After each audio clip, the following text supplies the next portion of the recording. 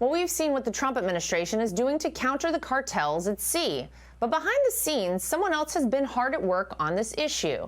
Texas GOP Congressman Dan Crenshaw leads the House Intelligence Committee's Cartel Task Force.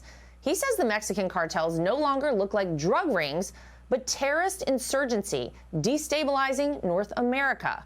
And the U.S. needs a joint strategy with Mexico to win. So what does this strategy look like on this side of the Rio Grande? Here's what Congressman Crenshaw had to say. Well, Congressman Dan Crenshaw, thank you so much for joining me. Awesome to be with you. Thank you. Yeah, thank you. I know you're leading the charge in Congress aimed at taking down drug cartels. Why is what is happening now, what you're doing and what you've been focused on, different than the sort of war on drugs approach that we kind of saw previously?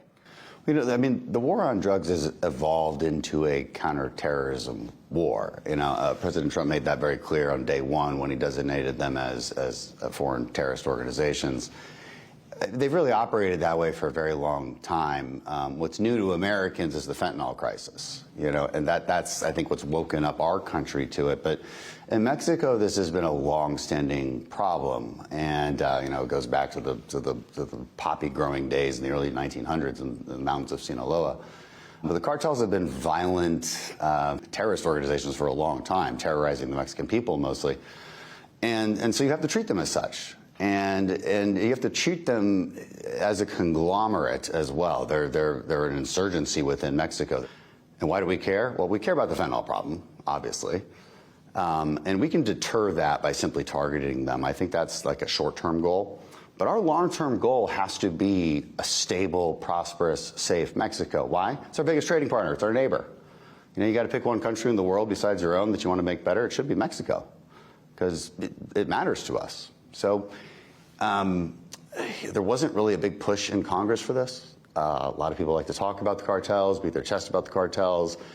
It's a bit different going down to Mexico a lot and actually learning the situation. And so that's what I've been doing for the last couple of years.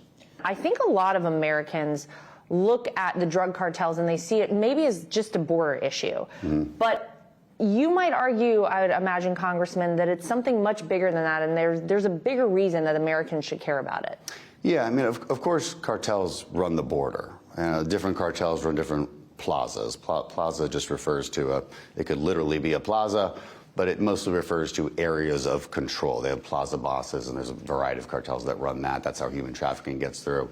Now, we've pretty much taken away that funding mechanism for them because President Trump, you know, pretty much solved the border in about 5 seconds as soon as he took office. And we're lucky right now. Let me give you some good news now. Okay, so perfect storm sort of happening, right? President Trump takes over. He wants to focus on this. Appoints somebody like Marco Rubio as Secretary of State.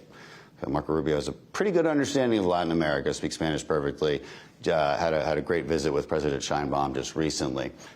And the other good thing that's happened is President Obrador isn't president anymore. You have President Sheinbaum. Now, look, that's his successor in a way, like same party, same maybe leftist socialist tendencies, but definitely a very different security posture and a vastly different level of cooperation with our intelligence and our military than we've seen before. And I think we have a ton of opportunity to work together. And the administration, again, kudos, every agency is pushing in the right direction. They understand the problem and they're pushing in the right direction. Congress is behind, and I'm trying to fix that. Well, we've seen how seriously this president has taken ensuring that illicit drugs are not coming into this country. We've seen multiple strikes, Congressman, on these vessels within the Caribbean by this administration, ensuring that, you know, these drugs never even reach our shores, sending a message to these drug cartels. What is your take on that? That new tactic? We have never seen the United States of America act as aggressively as we are right now to combat the drugs coming in. I want people to know also, because there's a lot of critiques on this. How do we know that those are even bad guys? What if we hit the wrong boat? We know. I can't tell you how we know, but we absolutely are certain. We make confirmation that the people on board are who we think they are and part of the organization that has been designated as an FTO. We make sure of that, and we make sure that the cargo on board is exactly what we think it is. Do we hit every? We don't even hit every single one. But people have to keep in mind that interdiction by itself just can't work. There's just you can do all the interdiction in the world, it won't matter. better to just shoot them out of the water. The president has full legal right to do so, and that's been established by the courts over and over again. So those arguments don't really hold any water either, but neither do those boats after they're sunk. So. Touche, nothing to the boats. Well, we know a lot of these boats, I would say most of them, are coming from Venezuela. Mm-hmm. And this president has increased his pressure campaign on Venezuela and their illegitimate leader, Nicolas Maduro. For the average American watching, why is Venezuela such a big player in all of this? Why is so much coming out of Venezuela? Well, because they're broke and they need money. So when we say they're involved in narco trafficking, there's plenty of evidence for it. I mean, you know, for instance, there's a bunch of high-ranking officials that have been promoted by Maduro that are we know are drug traffickers. Like they're indicted here in the U.S. They need the money, and yeah, it's an illegitimate regime. It's a criminal regime, and so I think it's perfectly acceptable. And we're not even doing it in their territorial waters, by the way. That would be an extra step. But so yeah, Venezuela is not a good actor, to say the least. Maduro is, like you said, an illegitimate dictator, terrorizing his own people and country. Well, one of the things that I don't think people have acknowledged enough is the role that China is playing in all of this. Part of, I think, what this administration is trying to do in terms of ensuring this maritime dominance in the Caribbean is ensuring that China also doesn't get a foothold in the Caribbean and in South America, and maybe weakening them to a certain extent there. Would you agree with that? Yeah, and I hope it works. I think the president has sent a message all over the world. It's not unique to the Caribbean. He has sent a message across the world with his foreign policy that we are not to be messed with. I mean, Iran, if you even think about getting a nuclear weapon in a short amount of time, we're going to send our biggest bomb into your bunkers. Like, that's a pretty big message. Message to the Houthis. You know, you just keep going down the list. He's just now sanctioned Russian oil companies too, because he's tired of Putin, frankly, being a jerk and refusing to come to the table. And so this president means business. So I think the Chinese have gotten that message across the board. And yes, that is my hope, because the Chinese are always trying to infiltrate into our backyard.